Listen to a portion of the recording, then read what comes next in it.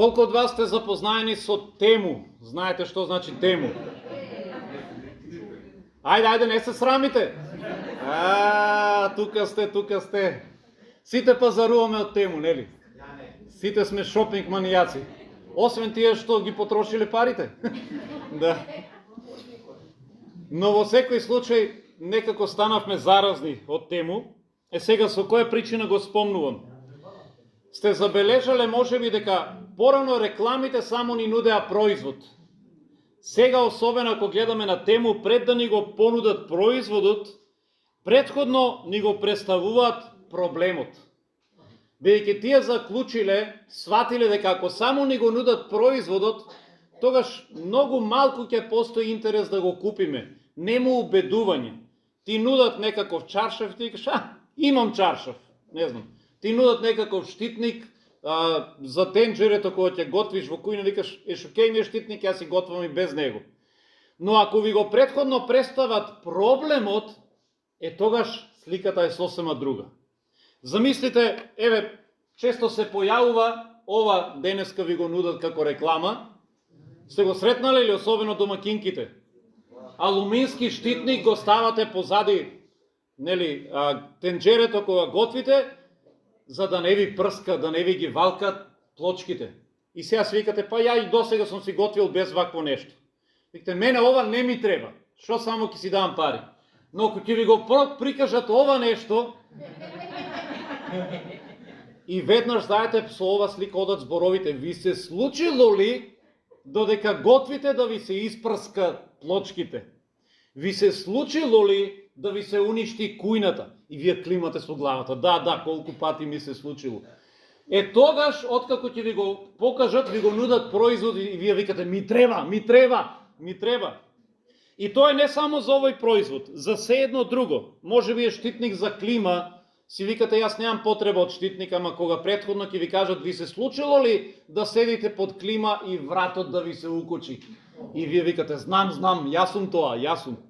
Ви се случило ли кога ќе станете навечер, додите у веце да си ја удрите ногата од столот? И ви викате, да, 100 пати. Тогаш ви треба ноќна ламба. Нели? И одма ви понудате решение. Зошто го кажувам се тоа? Ние денеска зборуваме за Божик. И кажуваме, на Божик ни се роди Спасителот на овој свет. На Божик ни се роди Исус Христос. Ангелите, ако читаме во Евангелие според Лука, велат, зашто денеска во градот Давидов ви се роди Спасител, кој што е Христос Господ. И ова е радосната вест. Ние денеска го прославуваме Божик, имаме празнична еуфорија, оптимизам, радост. Ама се поставува прашањето, ни треба ли нас Божик? Зошто Божик?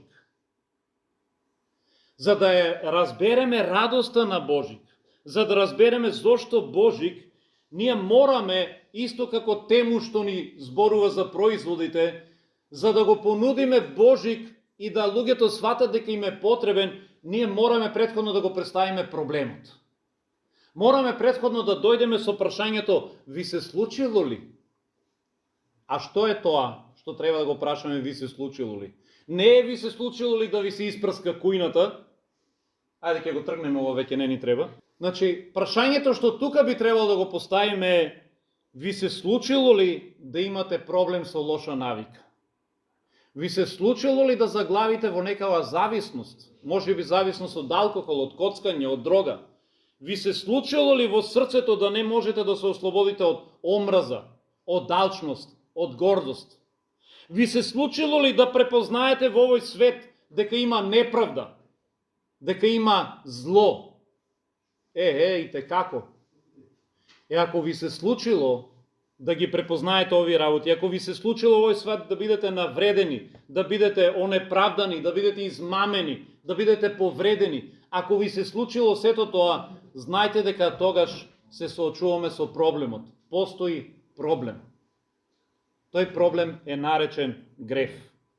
И ние мораме првин да го адресираме проблемот пред да дојдеме до решението.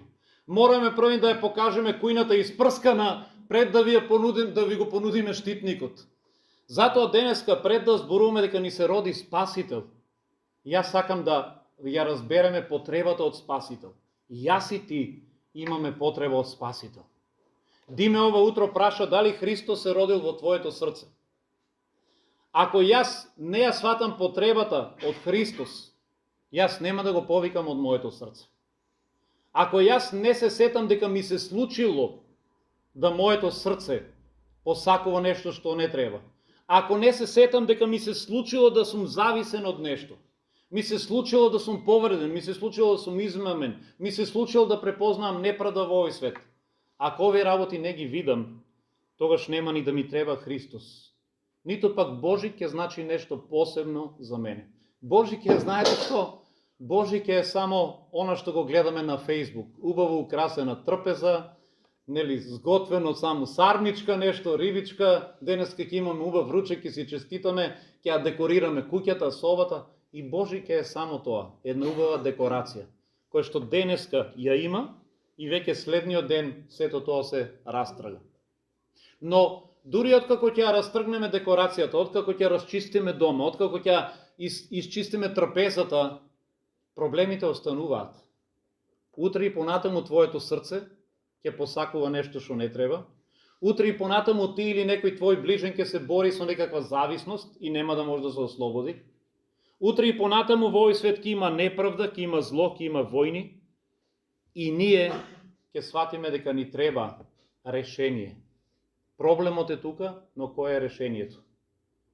Пред 2 дена објавив едно кратко видео со кое што ги поканувавме луѓето на нашата богослужба и во видеото спомнав дека во овој свет го препознаваме проблемот.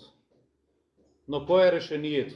И таму спомнав дека Бог го даде решението уште пред 2000 години. И затоа, кога ангелите ја објавија радосната вест, тие всушност го објавија решението. Затоа оваа вест имаше смисла. Кога ангелите се појавија, вели одеднаш славата Господова ги осветли овчарите и тие се уплашија и ангелот рече: не плашете се, ви навестувам голема радост. Ви соопштувам радосна вест. Евангелион на грчки е напишано и од таму доаѓа зборот Евангелие. Ви соопштувам Евангелие, што во превод значи радосна вест. Која е радосната вест? Има решение. Има решение за испрсканата кујна. Има решение за твоето испрскано срце. Има решение за овој испрскан и извалкан свет. Има решение. Решението е Христос. Христос е решението. И кога зборуваме за Христос, ангелите нагласија кој е тој Христос, зошто е важно да го соопштат ова нешто. Знаете, не за секое дете ангели соопштуваат дека се родило. Кога јас се родив, ангели не се појавија. Нели во Штипи не рекоа: ви соопштуваме голема радост, се роди Горан. Горан се роди. Немаше ангели за Горан. И за Јовче немаше ангели. Но за Исус имаше ангели. Затоа што раѓањето на Исус го тангира целиот свет. Горан дали се родил или не родил, светот ќе продолжи. Но Христос, неговото раѓање беше важно затоа што Христос е спасителот на светот. Тоа е решението. И затоа ангелите кои го најавија или го представија неговото раѓање, тие кажа што носи со ова раѓање Христос. Вели: ви се роди спасителот на овој свет, кој што е Христос Господ. Тоа е истовремено и Господ, истовремено и Спасител. Тоа е спасителот на овој свет. Тоа е решението. И Христос носи во себе си повеќе нешто. Затоа неговото раѓање беше најавено со различни имиња. Ако не се лажам, Диме читаш од Исаија ова утро и погледнете како го најавува Исаија. Ангелите ни го представија како Спасител и Господ. Но во Исаија вели: зашто ни се роди дете, син ни се даде, власта е на ремењата негови, името ќе му биде Чудесен советник. Тоа е едно од неговите титули. Нас ни треба не само Спасител, нас ни треба во овој свет некој што ќе ни биде чудесен советник, некој што ќе ми даде совет во секој проблем, во секоја ситуација, бидејќи во овој збркан свет ми треба и како советник, и тоа не било каков советник, ми треба експерт, некој што ќе ме води во овој мрачен свет. За него вели тој ќе биде чудесен советник. Вели силен Бог, татко на вечноста, принц на мирот. Ова се титулите со кои што Исус е најавен. И те како ни е потребен мир денеска во овој збркан свет. И те како ни треба мир.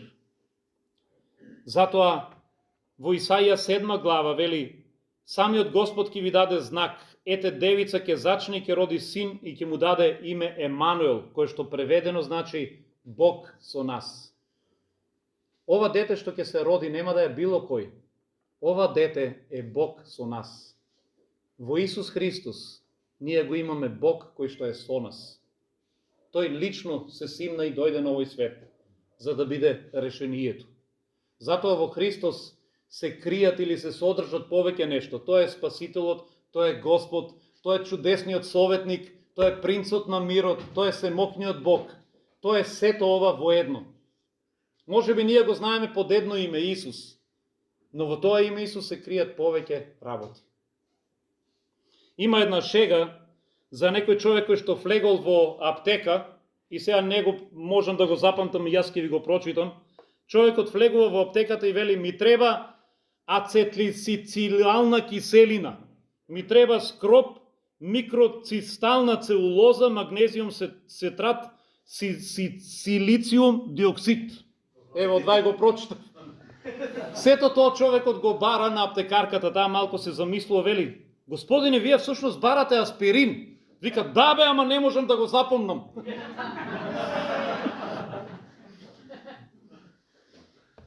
Сега, ние можеме да ги наброиме сите овие работи, ако ги вежбаме цел ден или да отидеме да ги кажеме на аптекарката, ја искрено и цел ден да ги повтарам, утре пак ќе се збркам.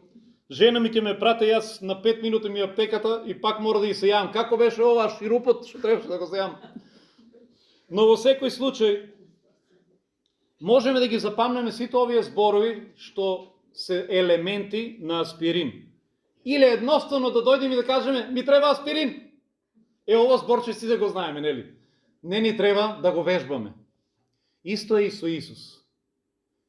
Тебе ти треба Господ, тебе ти треба Спасител, тебе ти треба семокниот Бог, тебе ти треба принцот на мирот, тебе ти треба чудесен советник, тебе ти треба сето ова. Или едноставно можеш да кажеш: мене ми треба Исус. Тебе ти треба Исус. И мене, и тебе ни треба Исус. А Исус, фалам на Бог, тој ни го испрати уште пред околу 2000 години. И затоа, ако гревот е проблемот во овој свет, Исус е решението. Ако гревот е болеста, Исус е лекот. Фаламо на Господа за Божик. Сега, сваќате ли колку Божик е важен?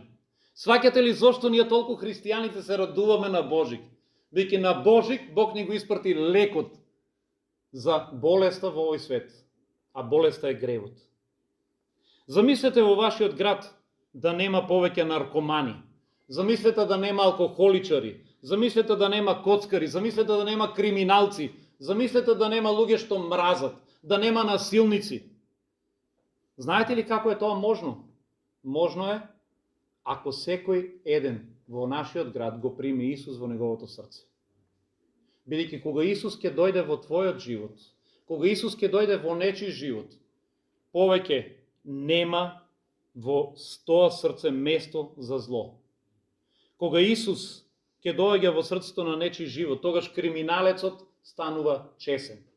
Не знам дали сте ја слушале приказката за Павле Смолјони, за вистинита случка, човек кој што бил озогласен криминалец во Русија, кога го прифаќа Исус, станува променет човек. Оди сам во полиција, се пријавува, бидејќи извршил многу убиства и одлежува повеќе години затвор и потоа продолжува да го проповеда евангелието. Исус прави од зависникот да биде слободен. Ги знаете некои од вас: Роберт Шаламанов, Емил Јордан, и да не ги именувам и други, кои што беа зависници од дрога, беа наркомани, сите наеднаш, цела група дојдоа во црквата во Штип и Господ ги ослободи сите наеднаш. Денеска најголем дел од овие луѓе се пастори и проповедници. Кога Исус доаѓа во срцето на нечи човек, тогаш од себичен, од скржав, тој станува дарежлив човек со отворено срце. Станува милосрден. Може би ја знаете случката со Захеј. Захеј кој што крадеше од неговиот народ, кога го сретна Исус, и кога Исус рече: Захеј, вечерва ќе бидам во твојот дом. Захе рече, се што сум крал ќе вратам и тоа четворно и половина од мојот имот ќе го раздадам на сиромаси. Ова беше Захе, луѓе. Веројатно кога слушаа другите наоколу не им се веруваше, си велеа, абе ова ли е Захе што ќе даде половина? Тие го знаеа како човек што само зима. Сега Захе стана човек што дава. Некој може би си викате, ако е така, ја не ќе да го прифатам Исус, ќе треба да давам. Не знам дали сте спремни да го прифатите, но Исус ја прави таа промена во вашето срце. Исус прави депресивниот, огорчениот да стане среќен. Исус прави вознемирениот, исплашениот, грешниот да доживее мир, бидејќи тој е принц на мирот. Сето ова го прави Исус. И ќе си речеш, но ако Исус е решението, ако Исус е мирот, зошто и понатаму светот е во хаос? Ки си речеш, ако Исус е решението, зошто и понатаму во светот има криминалци, зависници, себични, депресивни, зошто продолжува сето ова зло да постои? Одговорот е, бидејќи тие не го примиле Исус во нивните животи, бидејќи тие не му го довериле својот живот нему. Денеска ние знаеме да кажеме кога ќе не прашат, особено и нашиот народ, дали веруваш во Исус, луѓето велат, верувам, јас си верувам. Си верувам ја во Бог, нели? Си верувам во Исус. Си верувам ја во сите тие работи. И ние се представуваме како верници само за тоа што ќе изјавиме си верувам во Исус. Но да веруваш во Исус не значи да веруваш дека тој постои, или да веруваш во некој празник, или да припаѓаш на црква. Кога кажеш јас сум си верник, најчесто мислиме јас припаѓам на православната црква. Но да веруваш во Исус значи да му се довериш на Исус. Дали си спремен денеска да му го довериш твојот живот нему и да кажеш, Господе, досега живеев по моје, мислев дека сум паметен, од сега ќе живеам по твое. Ќе ти верувам целосно, како што ти сакаш, еве ти го предавам срцето, прости ми за моите гревови, верувам дека ти си мојот спасител, ќе живеам според твојата волја. Тоа е веќе огромна одлука. Но тоа значи да веруваш во Исус. Да веруваш во Исус значи да му се довериш целосно и да кажеш, Боже, она што ти си го кажал овде, јас ќе живеам според тоа. Ќе живеам според оваа книга од денеска па натаму. Тоа значи да верувам во Исус, да му се доверам целосно. Пред неколку години во Америка од книжарите била повлечена една книга со рецепти за готвење, бидејќи утврдиле дека во еден од рецептите што е напишан таму е изоставена важна состојка. И кога луѓето го подготвувале тестото според овој рецепт, но со таа изоставена состојка што не била запишана, често пати тестото експлодирало во релната. Само заради на состојка може да замислите. И од таа причина била повлечена целата книга, бидејќи сватиле дека е опасна без овој рецепт. Знаете, исто е и со мирот во светот. Ние бараме во овој свет мир, бараме во овој свет хармонија, бараме се да биде како што треба, бараме да нема зло, бараме да нема криминал, но знаете што е проблемот во овој свет? Овој свет живее според рецепт во кој што е изоставена најважната состојка – Исус. Исфрли го Исус од рецептот, исфрли го Исус од равенката и твојот живот ќе експлодира. И светот тоа го прави. Затоа светот е во таков хаос и затоа светот експлодира, бидејќи ја нема најважната состојка. И луѓето се прашуваат, добро, ако Исус е принц на мирот, зошто во овој свет нема мир? Добро, ако Исус е решението, зошто овој свет е во хаос? Бидејќи вие го изфрливте Исус од равенката. Го изфрливте Исус од вашиот живот. И затоа овој свет е во хаос. Твоите гревови може да бидат простени и да доживееш мир, само ако го прифатиш Христос како твој Господ и Спасител. Да, ние денеска го прославуваме раѓањето на Исус и велиме, денеска ни се роди Спасител. Но потребно уште едно нешто за тој Спасител да направи промена во твојот живот. Она што го кажа Диме на почеток. Не е потребно да ни се јави некој, потребно е нешто друго. Потребно е Исус да се роди во твоето срце. Пауза малку, ајде, ќе почекаме.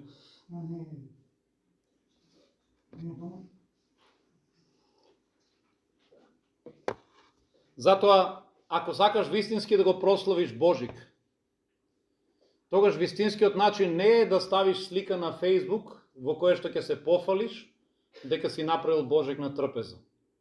Вистинскиот начин да го прославиш Божик не е ни со тоа што ќе отидеш во црква само и ќе запалиш свеќа, или пак само традиционално ќе се поздравиш. Христос се роди, навистина се роди. Можеш да го научиш тоа на памет и да се поздравуваш многу убаво. Дури некои знаат да ме исправат кога се поздравувам, јас ќе кажам навистина се роди. И тие велат, не, правилно е, наистина се роди. Наистина. Така било правилно, и тоа било по-старословенски. И затоа вториот поздрав не бил правилен. Сега, дали е наистина или навистина, што мислите, Бог од озгоре гледа и вика, овој не поздрави правилно за него мир. Нема за мир денеска за него. И за воскресе, да, кој ќе се поздравуваме Христос воскресе или Христос воскресна. Ние можеме да спориме околу тоа цел ден, но јас не верувам дека Бог од озгоре води евиденција и запишува, штиклира, овој не рече воскресе ништо, избриши го таму. Ако погледнеме начинот по кој што ангелите ја соопштија веста, тие ја соопштија радосната вест, ви се роди Спасител, но исто упатија и благослов со услов. Рекоа вака: слава на Бога во висините, а мир помеѓу луѓето кои што се според неговата волја. Кај нас во еден превод малце, да кажеме, напишано несоодветно, не е баш соодветен преводот, вели и мир помеѓу луѓето со добра волја, но во оригиналот стои и мир нека има помеѓу луѓето кои што се според неговата волја или што ја вршат неговата волја. Луѓето кои што му се угодни на Бог. А кои се тие луѓе? Тоа се луѓето кои што го прифатиле неговиот син за спасител. Тоа се луѓето кои што поверувале во Исус. Тоа се луѓето кои што го следат Бог, чии што срца му им припаѓаат на него. Затоа мирот не доаѓа по автоматизам. Мирот доаѓа условно. Мирот се однесува, ангелите велат нека има мир не помеѓу сите, туку вели и мир ќе дојде помеѓу кој? Помеѓу луѓето кои што се според неговата волја. Дали ти живееш според неговата волја? Дали си поверувал во неговиот син? Дали си го прифатил Исус за Господ и Спасител? Ако да, тогаш ова ветување за мир е гарантирано и за тебе. Тогаш мирот ќе дојде и во твоето срце и во твојот живот. Затоа е важно да си го поставиш ова прашање. Имам уште една интересна приказка со која што ќе завршам. Кога веќе зборуваме за Божик, се зборува за едно мало градче во кое што имало еден единствен човек во целото градче кој што никогаш во животот не стапнал во црква. Човекот не верувал во Бог, не бил христијанин, па дури кога ќе дојдело Божик и кога сите, целиот град биле во црквата, како денеска ние тука сме се собрале на празник, нели, ние велиме, абе на празник дури и неверните идат, нели, на црква. Дури и тогаш овој човек по име Бил не сакал да стапне во црквата. И луѓето го убедувале, му велеле, ајде денеска Божик е, барем за Божик дојди на црква, сите се на црква денеска. Ама Бил упорно велел, не. И тој имал една изрека, знаел да каже, јас ќе влезам во црквата кога во јуни ќе има мраз. Кога во јуни ќе падне температурата под минус, кога ќе има мраз, тогаш, ајде да видам. Ако во јуни има мраз, тогаш ќе влезам во црквата. И така се и наетел, секоја година, секој Божик го канеле, ама тој никако да дојде на црква. И една година на вистина било многу ладно. Пролета била ладна, што дури продолжило ладното време, дури и во јуни. И 2-3 вечери подред температурата паднала и под минус. И едно утро стануваат граѓаните и едно нешто што начекале по улиците имало мраз. Водата замрзната, таму каде што имало потечено по улиците, во кладенците замрзнато насекаде, и сите во градот се сетиле на Бил. И рекле, Бил велеше кога во јуни ќе има мраз, тогаш ќе влезам во црква. Ајде баш да видиме сега дали ќе влезе во црква. И навистина Бил таа недела се нашол во црква. Но во црквата го внеле 6 души. Бил таа недела починал. И се нашол во црква, барем неговото тело, но го внеле мртов. го внеле за последен пат, за да ја направат посмртната богослужба заедно со него. За Бил, ќе се согласиме, било предосна. Иако постојано му велеле дојди на црква на секој Божик, тој не сакал и на крајот бил внесен лежечки. Но има многу од вас кои што сте тука денеска за кои што не е предосна. Па еве, драго ми е што не сте чекале да некој ве внесе, туку сте дошле со своите нозе на Божик и сте дошле на црква. Но она што е потребно е да не чекате некој да ве убедува да го прифатите Исус. Може би сега, откако сте били на оваа богослужба, ќе кажете на оној пријател што ве поканил, на сопругата, на сопругот, на блискиот, каже, добро да, еве, бев на црква, еве, ме тераше толку време, бев и готово, и си ја завршив работата. Сега повеќе немој да ми збориш, бев. Но поентата не е да дојдеш еднаш на Божик и потоа цела година да те нема. Поентата е, ако денеска си решил да дојдеш и ако си сватил дека Исус ти е потребен на тебе, да го прифатиш Исус и да живееш според неговата волја. И поентата е да станеш дел од христијанското семејство, од овој Божи народ кој што се собира секоја недела и да доаѓаш редовно заедно со него и да растеш духовно. Веќе знаете што? Ако сака било кој од вас да биде добар фудбалер, што мислите, можеш ли да бидеш добар фудбалер ако само седиш дома и гледаш фудбал? Па денеска многу христијани тоа го прават. Тие велат, ама ја на интернет следам богослужби. Можеш ти на интернет да следиш фудбал колку сакаш, ама кој ќе излезеш надвор да ја шутнеш топката, верувај, ќе ти треба пракса. Ако ти не одиш да тренираш заедно со тимот, кога се собираат на тренинг, тогаш од тебе нема да излезе добар фудбалер. Црквата е место каде што ние го тренираме нашето христијанство.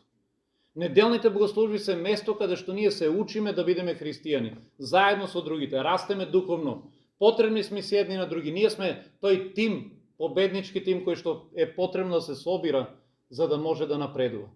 Затоа ве поканувам, еве на крајот од мојата порака, не само на Божик, ве поканувам да дојдете и следната недела.